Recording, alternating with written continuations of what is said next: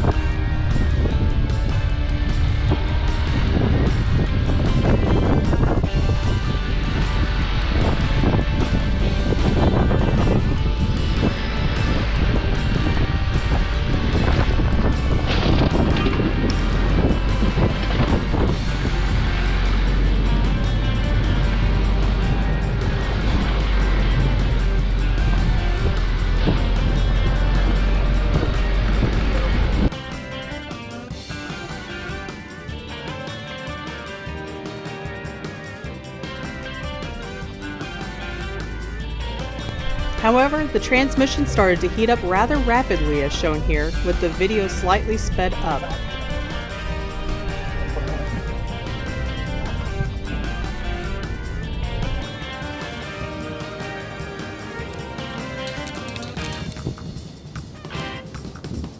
Back on the beach, traveling was pretty easy with the occasional deep patch. Nothing the Seltos couldn't handle. Transmission temps took time to cool, but they did come down to normal.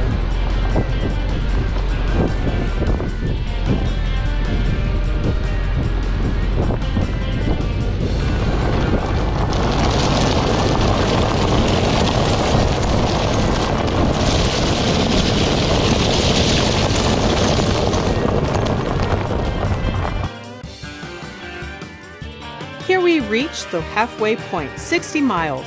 The path was currently under construction, so we couldn't continue to the last half mile to the jetty.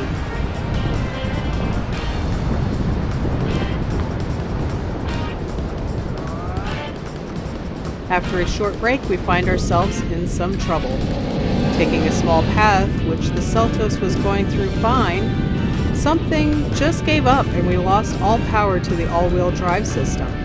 As you can see here, the sand is not very deep, less than our earlier test. We tried in normal mode, sport mode, both with the torque vectoring on and off, but no combination spun any other wheel other than the front driver's side. At this point, we were no better than a front-wheel drive.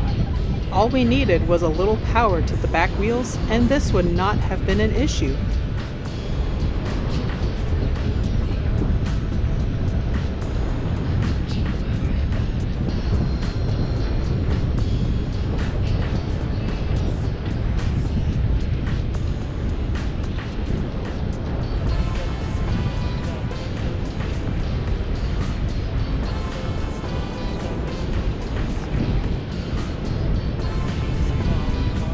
Also, for some reason, all the lights on the dash were lit. Still unsure of what was going on, we take an extended break, over an hour, to let the car rest and reset.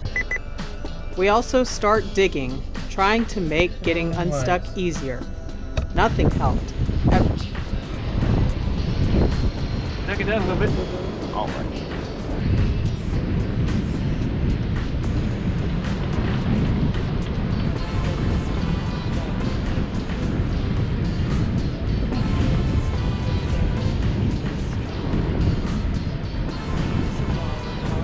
One time, the rear passenger wheel started to slightly move, but when we put some wood underneath it, it stopped all movement. It just had no power.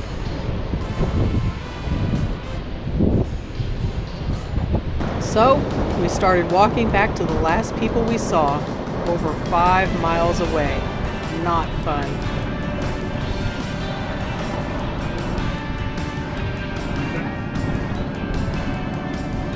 These great people helped us out. If it wasn't for them, we might still have been walking. Yeah! Man.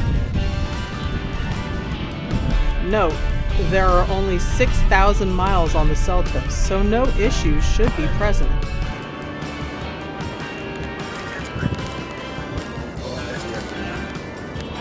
Final verdict? On the road is fine. However, you're only going to get about 10 minutes of anything off-road that requires effort. Anything more than that, then the transmission will overheat and takes quite a bit of time to cool off. Worst of all, the Seltos failed us when we needed it most and left us stranded. Next time we are bringing a recovery vehicle. Lesson learned.